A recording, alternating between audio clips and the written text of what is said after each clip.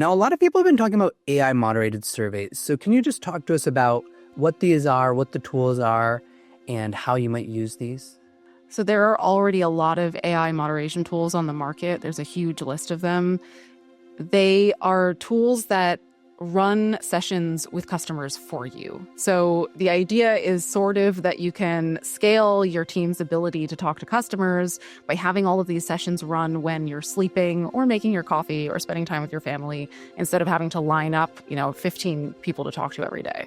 So as we've talked about before the recording started, there has been a little bit of discussion this past week where Claude, the team behind Claude, Anthropic, launched their own study where they're using an AI moderation tool of their own that has surprised some people in our space in terms of the quality of the questions that were being asked. So this space is a little bit tricky. There's a huge range of quality between the different AI moderation tools, to be honest. Some of them are asking really, really good questions and handling bias, not asking leading questions, and also doing decent analysis after collecting data. Some of them are not quite there yet. And I've seen the questions that Claude was asking in the Anthropic team study, and I also wasn't particularly impressed.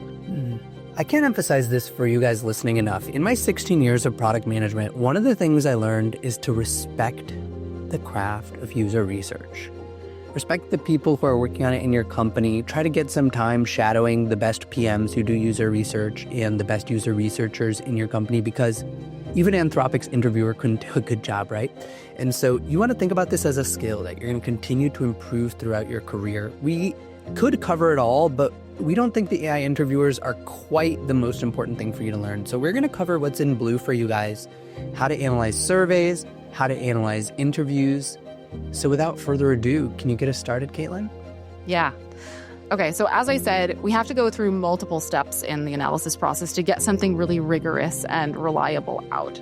And I mentioned that we have to start with kind of picking apart the pieces of the data before we do synthesis, which is unfortunately what most people don't do. Most people jump straight to synthesis.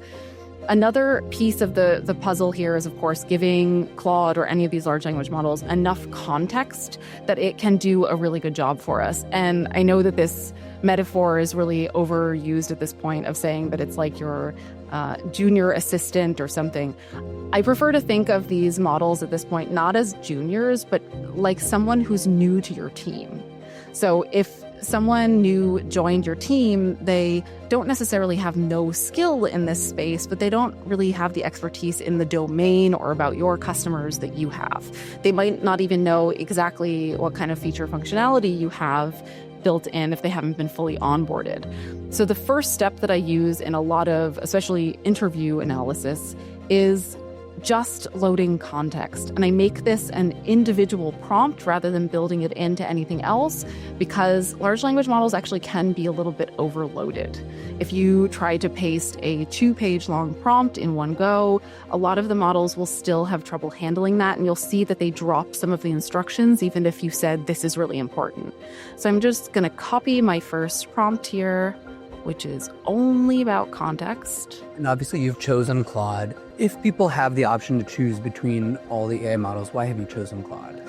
I've chosen Claude. It's my favorite. It has been for a long time, and I keep checking myself on that, doing tests across the 3 major ones, meaning Gemini, Claude, and ChatGPT.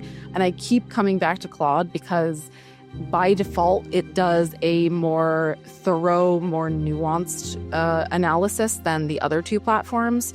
I will say, though, I do like Gemini quite a lot because it seems to be fine-tuned a bit more for accuracy and focusing on frequency of findings. So you're more likely to get kind of a top 5 themes or patterns from Gemini really quickly that are solidly evidenced than you will in Claude or ChatGPT, just because that's kind of what it lifts up. But you'll have to push Gemini more than you have to push Claude to give you the complete picture and all of the smaller themes or the outliers and things like that. Today's podcast is brought to you by Pendo, the leading software experience management platform. McKinsey found that 78% of companies are using Gen AI, but just as many have reported no bottom line improvements. So how do you know if your AI agents are actually working?